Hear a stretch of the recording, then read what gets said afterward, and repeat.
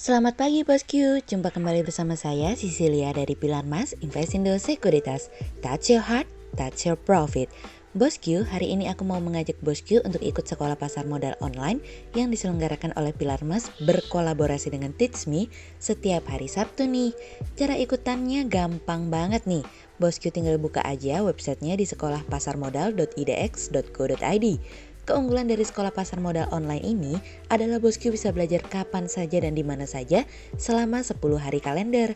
Praktis kan? Kemudian modal awal untuk berinvestasi juga hanya Rp100.000 saja loh. Gimana? Menarik kan bosku?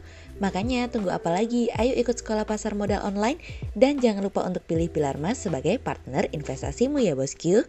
Nah, seperti biasa kita akan mulai saja nih market review kita hari ini, Jumat 28 Mei 2021 dengan episode Hati-hati di PHP. Maka dari itu jangan kemana-mana ya bosku, tetap di channel Pilar Mas Investindo Sekuritas. Touch your heart, touch your profit.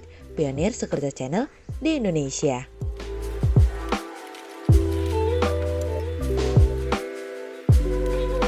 Seperti biasa kita akan mulai dari Global Economics Calendar. Ada berita dari US Durable Goods Orders yang turun dari sebelumnya 1,3% menjadi minus 1,3%.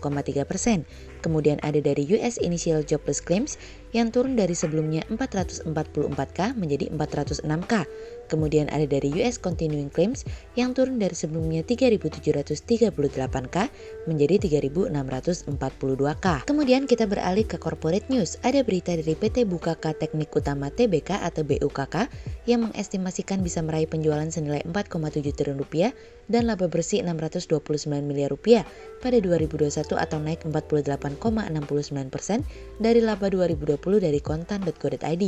Kemudian ada dari PT Adikarya Tbk atau ADI yang pendapatan usaha perusahaan yang merosot di kuartal 1 2021 menjadi sebesar 2,11 triliun rupiah dibandingkan dengan periode yang sama pada tahun sebelumnya yang berhasil mencatat pendapatan usaha sebesar 3,06 triliun rupiah dari iqplus.info. Kemudian ada dari PT Sunter Lakeside Hotel Tbk atau SNLK yang mencatat pendapatan sebesar 18,84 miliar rupiah hingga periode 31 Desember 2020, turun dari pendapatan 42,97 miliar rupiah di periode yang sama di tahun sebelumnya dari iqplus.info. Kemudian pada perdagangan hari Kamis tanggal 27 Mei 2021, IHSG ditutup menguat 25 poin atau 0,45% menjadi 5.841. Sektor industri dasar, aneka industri, perkebunan, infrastruktur, manufaktur, pertambangan bergerak positif dan mendominasi penguatan IHSG kali ini. Investor asing membukukan penjualan bersih sebesar 85 miliar rupiah. Kemudian kita akan masuk ke market review kita hari ini. Cerita hari ini akan kita awali dari anggaran baru. Presiden Joe Biden akan mengungkapkan anggaran yang dimana akan mendorong kenaikan pengeluaran pemerintah menjadi 6 triliun dolar pada tahun fiskal mendatang dengan defisit lebih dari 1,3 triliun dolar selama 10 tahun berikutnya. Proposal tersebut akan dikeluarkan hari ini waktu setempat di mana Biden akan memberikan informasi mengenai rencana pajak baru dalam jumlah triliunan dolar yang dimana akan mendorong pengeluaran pemerintah yang akan mendorong inflasi untuk mengalami kenaikan, meningkatkan lapangan pekerjaan, dan pertumbuhan ekonomi yang dimana tentu saja akan terjadi ketika anggaran tersebut direalisasikan. Dengan adanya anggaran tersebut, pengeluaran akan mengalami peningkatan menjadi 8,2 triliun dolar pada tahun 2031 dan hutang pemerintah akan meningkat menjadi 117% dari GDP selama 10 tahun berikutnya. Namun apa yang disampaikan Biden tampaknya tidak bisa semua diadopsi karena biar bagaimanapun Partai Demokrat memiliki ruang yang begitu sempit di DPR dan Senat sehingga mungkin tidak semua rencana Biden dapat terlaksana. Tapi yang kita nantikan adalah sebuah gambaran besar dari rencana seorang Biden yang akan memberikan kepada kita informasi sejauh mana Biden memiliki mimpi dan berusaha untuk mewujudkannya. Yang selalu menarik perhatian kami adalah bagaimana cara Biden untuk mampu bangkit dari keterpurukan setelah COVID-19 melanda, yang dimana tentu saja menimbulkan prospek perekonomian global yang belum pernah terjadi sebelumnya. Pemerintah sejauh ini sudah memperkirakan bahwa perekonomian akan tumbuh di bawah 2% per tahun dalam kurun waktu 10 tahun mendatang setelah memperhitungkan inflasi. Pemerintah sejauh ini tidak terlalu memfokuskan terhadap inflasi yang akan bergerak lebih cepat. Namun pemerintah selalu meyakini bahwa harga konsumen tidak akan pernah naik lebih cepat dari 2,3% per tahun. Dengan anggaran yang sedemikian besar, tentu saja akan mendorong pasar ketenaga kerjaan untuk pulih lebih cepat. Dengan demikian, angka pengangguran juga akan mengalami penurunan menjadi 4,1% pada tahun depan, namun akan berada di bawah 4% dalam kurun waktu 10 tahun berikutnya. Sejauh ini kami melihat bahwa anggaran tersebut hanyalah sebuah gambaran besar yang akan dilakukan oleh Biden ke depannya, karena dengan demikian Biden tahu mana prioritas yang akan didahulukannya. Anggaran tersebut dibuat di atas permintaan dengan tingkat pengeluaran diskresioner senilai 1,52 triliun dolar, yang itu artinya tidak termasuk pengeluaran yang bersifat wajib seperti jaminan sosial. Hal ini tentu saja membuat Presiden meminta adanya peningkatan pengeluaran dalam negeri sebesar 15,9%, khususnya untuk mendanai investasi di bidang pendidikan dan kesehatan. Yang akan dinantikan, tentu saja proposal Biden terkait dengan pengeluaran yang diharapkan. Dalam proposal tersebut dirinci permintaan belanja yang akan menjadi prioritas serta proyeksi mengenai pertumbuhan ekonomi dan tingkat suku bunga ke depannya. Dari Kementerian Keuangan sendiri, mereka sudah merilis Green Book yang dimana isinya mengenai rincian proposal pajak yang akan dilakukan oleh Biden ke depannya. Beberapa informasi yang kami dapatkan, Biden tetap akan mengenakan pajak yang lebih besar kepada mereka yang berpenghasilan lebih dari 1 juta dolar menjadi 43,4%. Angka tersebut mencakup pajak tambahan 3,8% untuk The Affordable Care Act dari 23,8% angka pajak yang dimaksud. Proposal Biden senilai 753 miliar dolar untuk pertahanan dalam rencana fiskal mendatang juga meningkat sebesar 1,7%. Apa yang diperjuangkan oleh Partai Republik sebetulnya sesuatu yang baik nih bosku, karena mereka selalu memperingatkan tentang bahaya utang di masa yang akan datang. Oleh sebab itu kami melihat bahwa hal ini akan menjadi perdebatan yang serius, meskipun Demokrat tahu bahwa mereka unggul tipis terkait dengan diskusi tersebut. Namun pemulihan ekonomi harus tetap berjalan dan sama seperti yang Powell sampaikan, bahwa pemulihan ini tidak hanya bergantung oleh bank sentral namun juga oleh pemerintah. Total utang pemerintah akan tumbuh dari sebelumnya 102% di tahun ini akan menjadi 107% dari GDP pada anggaran tahun depan. Pelaku pasar dan investor khawatir bahwa ada potensi kenaikan hutang negara mengalami kenaikan justru akan mengurangi minat pelaku pasar dan investor terhadap Amerika untuk menjadi tempat tujuan investasi. Namun ternyata Biden tidak sendirian menghadapi ini semua, karena Menteri Keuangan Janet Yellen mengatakan bahwa proposal yang dibawa oleh Biden memiliki tanggung jawab secara fiskal yang baik. Yellen mengatakan bahwa memang benar pengeluaran akan meningkat, namun dengan pengeluaran tersebut akan mendatangkan pendapatan sehingga akan nantinya akan membuat defisit menjadi lebih rendah. Kita nantikan saja informasi dari Biden hari ini sehingga semua menjadi jelas nih bosku. Kemudian cerita selanjutnya ada dari wow banget. Kementerian Perindustrian berencana memperpanjang masa berlaku kebijakan relaksasi PPNBM hingga 2022.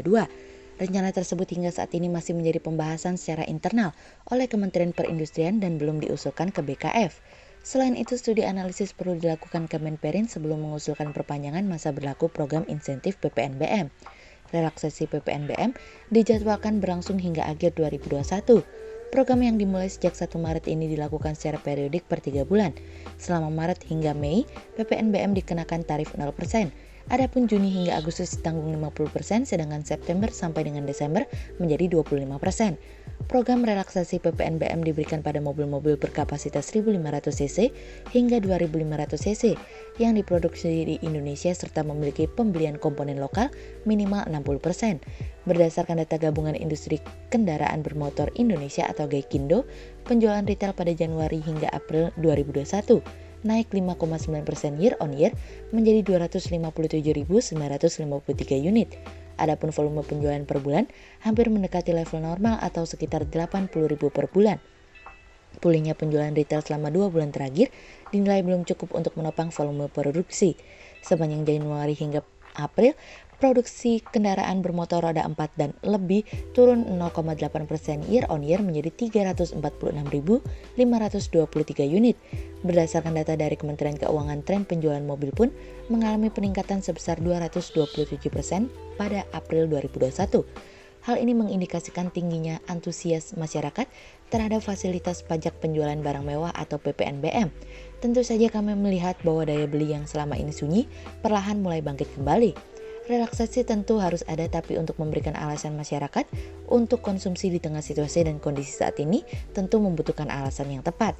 Dan sejauh ini kami melihat program ini mampu menambah daya konsumsi di masyarakat ke depannya. Sehingga berdasarkan technical analisa kami melihat saat ini IHSG memiliki peluang bergerak menguat terbatas dan ditradingkan pada level 5.781 hingga 5.857. Setelah kenaikan yang begitu gegap gempita kemarin, hati-hati pasar masih cukup rapuh untuk terjadinya koreksi. Berikut stok watch pilar emas hari ini ya bosku. Yang pertama ada dari UNVR, kemudian yang kedua ada dari Nickel, dan yang ketiga ada dari SMGR. Berikut dua saham yang kami analisa hari ini ya bosku. Yang pertama ada dari ACST atau PT Akset Indonesia Tbk yang membukukan nilai kontrak baru mencapai 142 miliar rupiah hingga kuartal 1 2021. Nilai kontrak tersebut dari proyeksi proyek fondasi dan infrastruktur.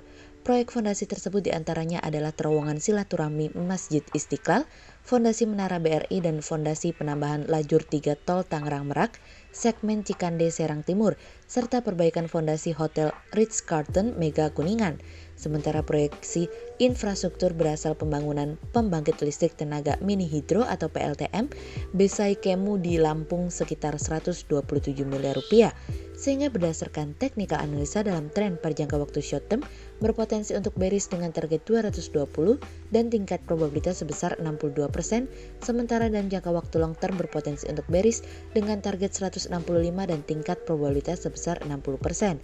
Kemudian yang kedua ada dari ADI atau PT Adikarya Tbk yang pendapatan usaha perusahaan merosot di kuartal 1 2021 menjadi sebesar 2,11 triliun rupiah dibandingkan dengan periode yang sama pada tahun sebelumnya yang berhasil mencatat pendapatan usaha sebesar 3,06 triliun rupiah. Kondisi pandemi corona masih membuat kinerja keuangan masih mencatatkan kurang membaik, di mana sepanjang kuartal pertama 2021, pendapatan usaha perusahaan yang merosot di kuartal 1 2021 menjadi sebesar 2,11 triliun rupiah dibandingkan dengan periode yang sama pada tahun sebelumnya yang berhasil mencatat pendapatan usaha sebesar 3,06 triliun rupiah. Realisasi ini turun sebesar 30,91%. Sehingga berdasarkan teknikal analisa dalam tren pada jangka waktu short term berpotensi untuk bearish dengan target 890 dan tingkat probabilitas sebesar 78%. Berikut kami akan menampilkan 40 saham pilihan dari pilar emas.